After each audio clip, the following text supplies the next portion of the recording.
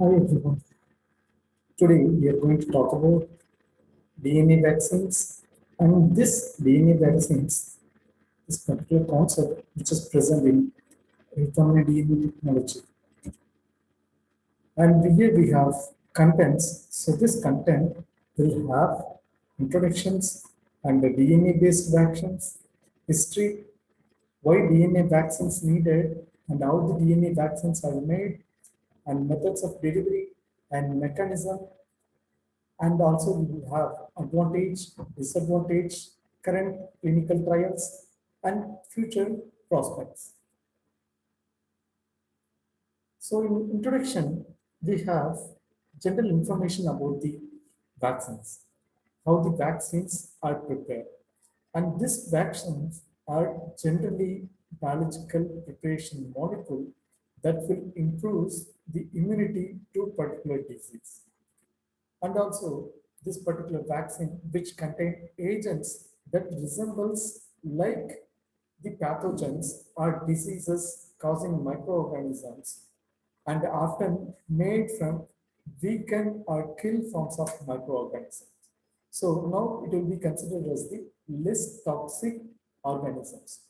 So in this case, still the organisms, the surface protein molecules will be active and the nuclear particle or the nuclear genome which will become very weakened or which we have removed the toxic producing genes. So those cultures or the microorganisms will be considered and that will be taken for this immunity boosting purpose. And this agent, that is the vaccines, can stimulate the body immune system to recognize agent as a foreign and destroy it and remember it so that immune system can easily recognize and destroy any type of microorganism that which will be encountering in future.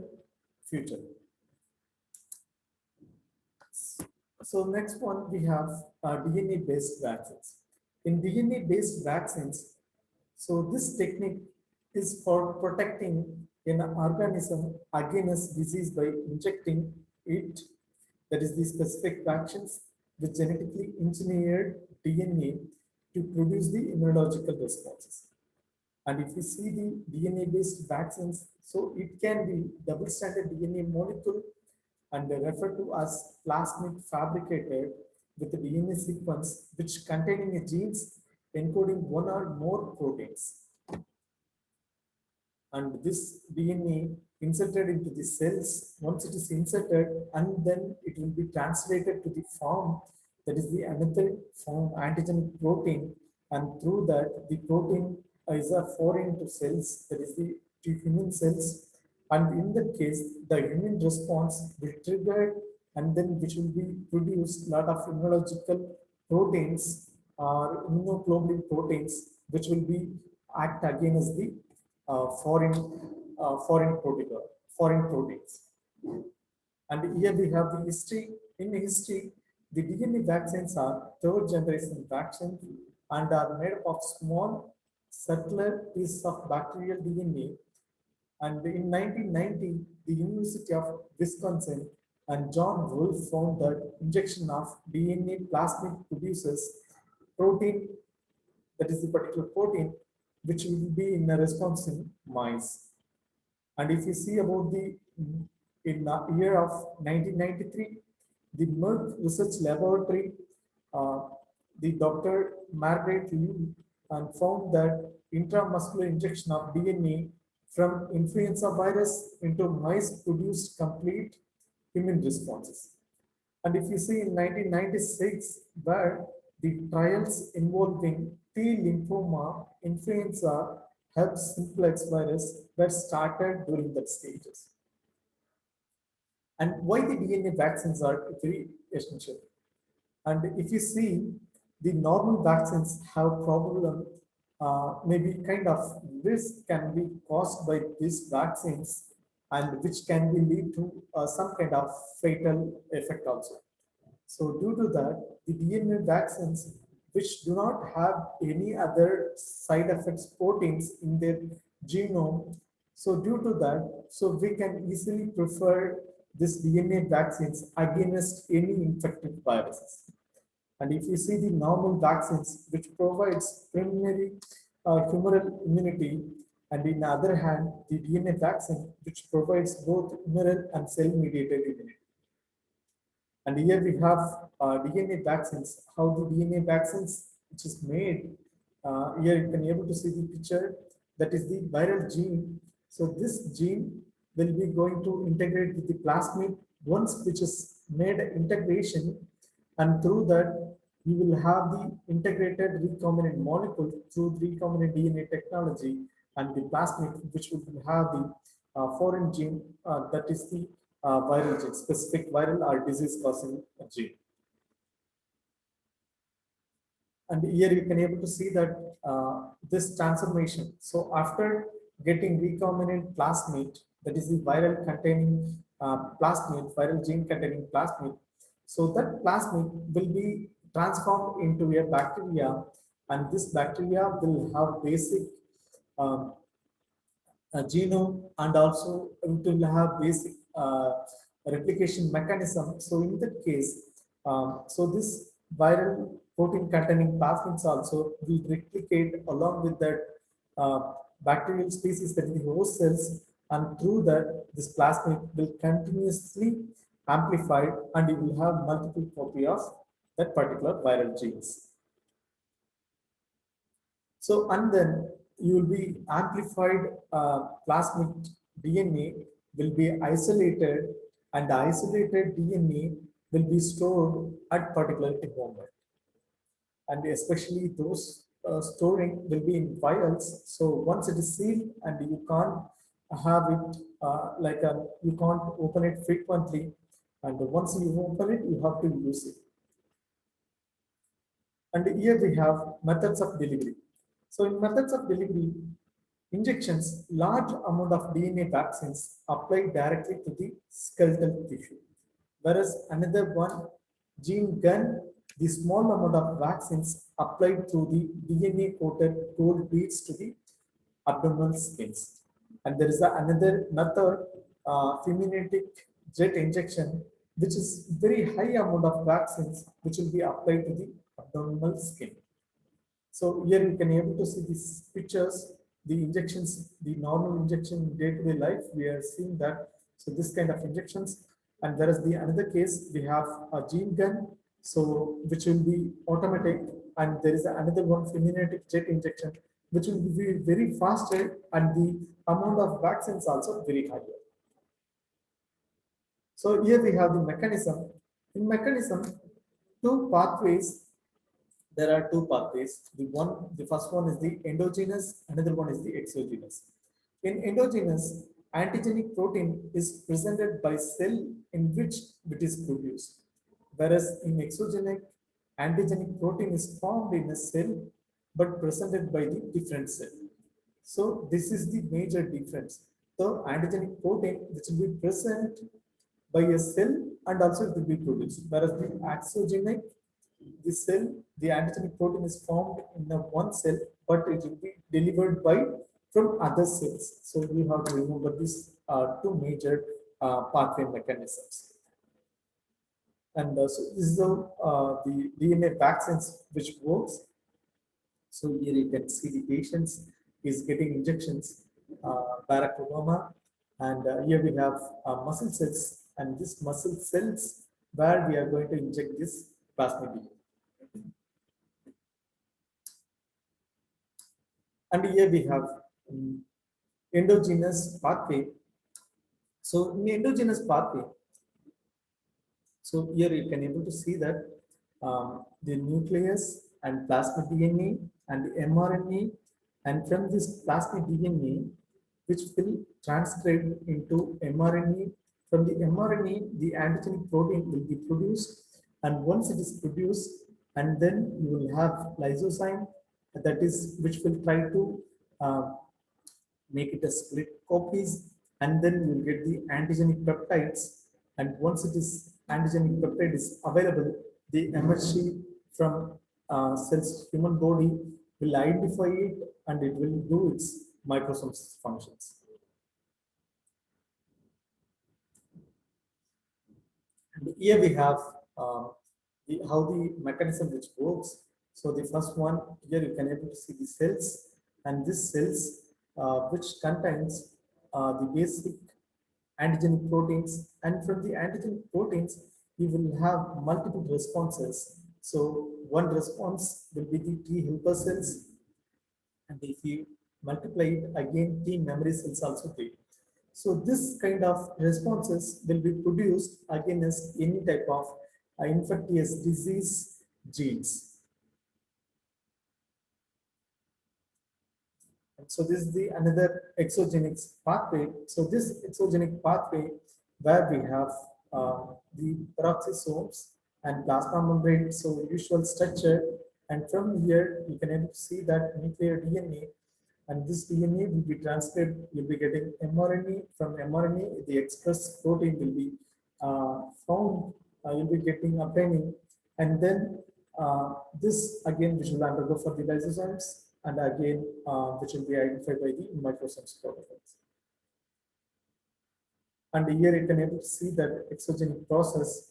So here the exogenic, the phagocytosis process will be triggered, and then this MHC2 molecule will identify it, and then you will have antigen presenting cell and antigenic peptides and T helper cells, cytokines. So various responses will be triggered against all these pathogenic viral gene expressions proteins. And after this responses, you'll be getting activated B cells and the plasma B cells and memory B cells. So all these cells, the antibody molecules will be identified, and which will have interaction with the foreign pathogen molecule, and which will produce its antibodies continuously. So here you can able to see that the virus, how the virus which is entering into the human body. So this viruses basically maybe different shapes. Here one of that they have given here. This is the kind of tobacco virus, and in this case, so these viruses will be directly get into the human body in different ways, maybe breathing or airway, how we are breathing, and maybe in food items, or maybe and in some fluids. So based on that, somehow it will get into us. So once which is entered into us, and then we will have the response to that memory T cells, viral protein, and antibodies. So all these responses and will be made against this viral protein, expressed viral protein. So here you can able to see that the advantage. So advantage here we have the vaccinations with no risk will be found here. Maybe if you see any diseases, so if you want to take any drugs for particular diseases, so in the time, so there are chances, so the drugs alone can make any side effects, but in this case, so the viral particle we have isolated and we made it as weakened or killed form of viral vaccines. So those vaccines are the DNA molecules alone we have extracted, and those DNA molecule which does not have any toxic protein producing genes. So in that case, which is very safer to have it. And then we have antigen presenting by both MHC1 and the MHC2 class molecules, and then we will have immune response which is focused only on antigen of interest, not randomly or any other different reactions which won't be produced against particular specific antigens. So only a specific responses will be made against the specific antigen. And stability of vaccines for storage and shipping is very easier, and the cost effectiveness, we can get it very affordable price rather than considering for very higher amount of chemical molecules or chemical entities. So in this case, the DNA vaccines are preferable, and we can get it at very cheaper prices. And the last point, we have long-term persistency of immunogens. So long-term, maybe if I have taken this particular DNA vaccine for a particular disease, so in that case, so which will be considered for another 10 years or 20 years of span of time. So until that, even if I get infection from the same pathogen, so same immunological response will be produced against it. And in that case, so I'll be healthy for very longer time. And if you see the disadvantages, so here we have limited to protein immunogens. So that is the very limited number of vaccines are available, and the screening procedure and clinical trials, which is taking very longer time, and there are some side effects also there until it is proven. So during trials, there are a lot of vaccine has been disapproved by many authorities or the FDA or NIH people or World Health Organization people. And also you will have risk of affecting genes controlling cell growth. So that also possible when you designing this particular vaccines. And you have the possibilities of inducing antibody production against same host cells DNA. So that also possible if the foreign DNA which mimics the protein molecule which we are doing it or which we are producing in day-to-day life, so those proteins will be identified as the foreign material, and in that case, the antibody will be produced to that, and which will have some side effects to our immunity. And the last point, we have the possibility of tolerance to the antigen proteins. So that also very complicated. Maybe if you started to produce the particular DNA vaccine, and if you take it into your body, and in that time, so the for antigen material will be very tolerant, and you can't even control it by through this immunological response. Maybe some kind of T cells, B cells cannot control over it. So that is the very difficult problem with the DNA vaccines or any type of vaccines. And here we have clinical trials. So clinical trials. So the recent advancement in immunotherapies for Alzheimer's disease, which was initiated and which was completed during 1999. And so DNA vaccines has been developed as a new therapy for Alzheimer's disease treatment. Still, the Alzheimer's disease vaccines are not popular, and even this is a kind of still ongoing process.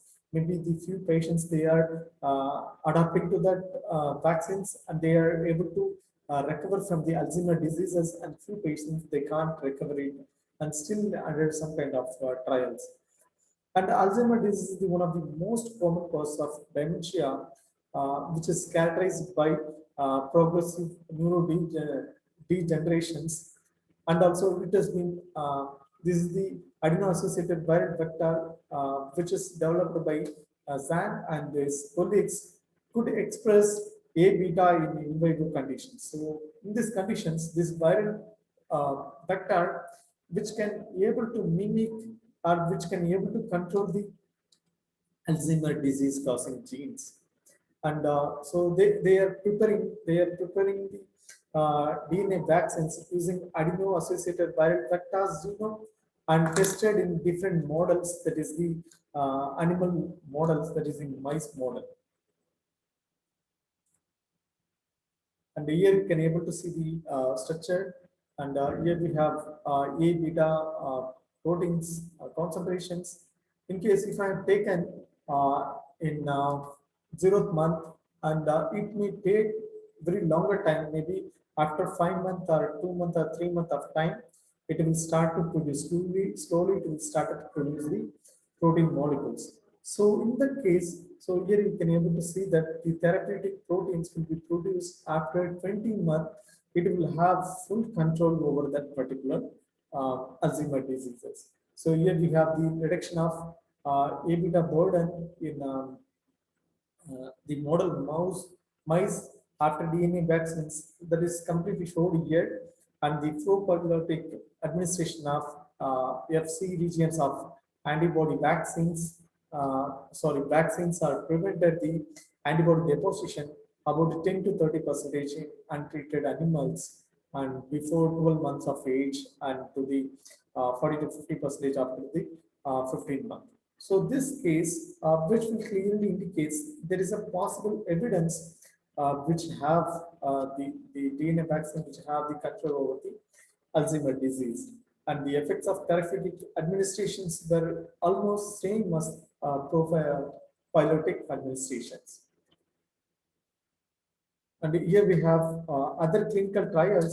In other clinical trials, we have in June 2006, the DNA vaccine examined in a horse, and the horse which recovers, which accrues some sort of immunity against West Nile viruses. So the odds which will be identified as some kind of animal models for many diseases, many disease against developing vaccines which is developing against different diseases. And in this case, they are after this mice, rat, and rabbit, when a pig, ours is the one of the considered as the one of the models for clinical trials. And also the clinical trials which needs a lot of ethical clearance from the concerned authority, from the NIH or FDA or World Health Organization or the animal voluntary bodies. And in this case, so we have to approach all these peoples and we have to get cleared, and then only we can run this clinical trials. If you see in 2007, the DNA vaccines against multiple sclerosis was reported as being effective. In October 2011, DNA vaccines, which shows promises in preventing dental caries, and DNA vaccines, which is prepared using recombinant flagellin protein, which is derived from the salmonella, and this salmonella microorganisms, which carries anti-DNA vaccines against particular disease. So in this case, we can able to easily recover from that particular disease. So there are a lot of clinical trials which is going for many diseases. Even the current situation, we have COVID, and even many of the people have developed the vaccines like a COVID sheet or vaccines, and there are so many vaccines model they are pushing into today life. So in this case, the vaccines are one of the promising treatment for many deadly diseases, even Ebola and this COVID, and even so many deadly diseases have been treated with the vaccines alone. So if you see the future prospects, and this future prospects, the plasmids with multiple genes provide immunity against many diseases in one booster. Maybe if I have a disease, and this disease which is going to target multiple organs, so in that time I have to consider very multiple genes including into that plasmid or into the vaccine. So there are like a one factorial or the one specific gene specific disorders or multifactorial disorders. So if it is a gene specific disorders, so in that time I can design only a particular gene, and that is going to cause a particular disease. So that gene alone I'll be including in my vaccines, and I'll produce through the recombinant DNA technology. I'll get it and I'll store it in biomes. And same thing I'll be using against that particular viruses or the any kind of diseases. Whereas the multifactorial genes, which needs a lot of multiple genes, which has to be included in plasmid vector. And once it is included, and then we have to study about the how the genes which is expressing in the plasmid vectors. So this case, so you have to check each gene. For example, I have considered 3 to 4 genes.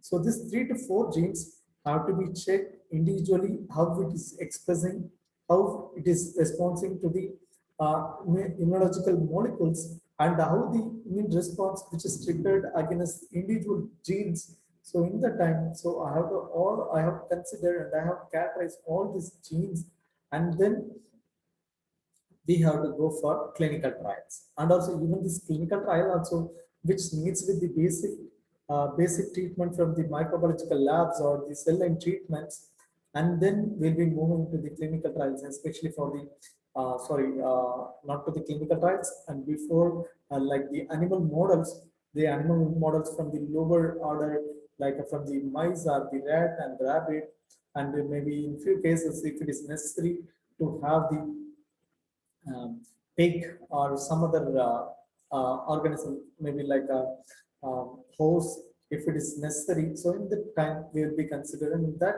particular classmates, particular models. And after that, once it is done with the animal models, all type of animal models, and it is showing maybe 80 to 90% promising results from the animal models, and then we can show all this proof to the concerned authority and get approval for clinical trials, and the clinical trials which will be starting from the phase 1, phase 2, phase 3. In phase 1, again, I will be treating the very small population within a thousand, within 100 range, and whereas for the second category for clinical trial, phase 2 will be going up to 1,000, and if it is a phase 3, and you'll be trialing out with the trialing out in many countries and different populations randomly, and you'll be checking how they are getting, and also the doses is very important. The doses from the earlier stages, you have to consider the minimal dosage, and then if it is working fine, and then we have to give more dosage. Okay, so according to that, so you have to should have the optimal dosage before going into the clinical trials, and you have to come down from the you have to take the lowering dosage to the optimal dosage. So from that, you have to inject maybe few mLs to the maybe 5 ml or 10 ml of vaccines. And then, so these are the few processes which we will be taking up in the future prospects. So that's what the major issue with the vaccines developing for multifactorial disease, which is still under process, and which has to be considered in a different prospects, and then only we can go for multifactorial disease against multifactorial disease vaccines. And DNA vaccines against infectious diseases such as AIDS, and then rabies we have, and malaria. So these are the two ones, and rabies and malaria. Even AIDS vaccines are also under trial. So these are the few under trial. Even you have the smallpox and the chickenpox, and you have so many forms, and so these are the even diarrhea, malaria, which were like in the earlier times, those diseases which made very huge loss to the human populations during 1990s or 18th century. So later stage, many as scientists, they have involved, and they have developed very efficient vaccines against all these diseases. Even a polio also considered one of the important vaccines.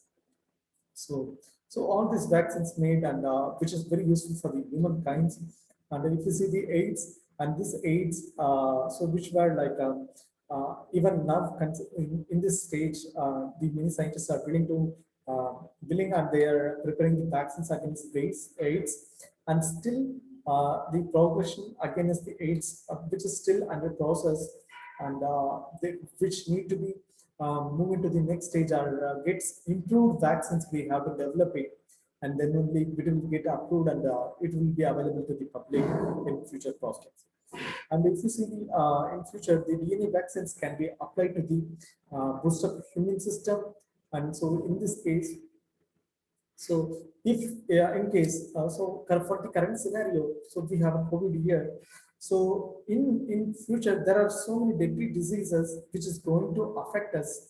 So in this case, so we have to clearly design or develop a vaccines for future upcoming diseases or any viral or specific pathogen.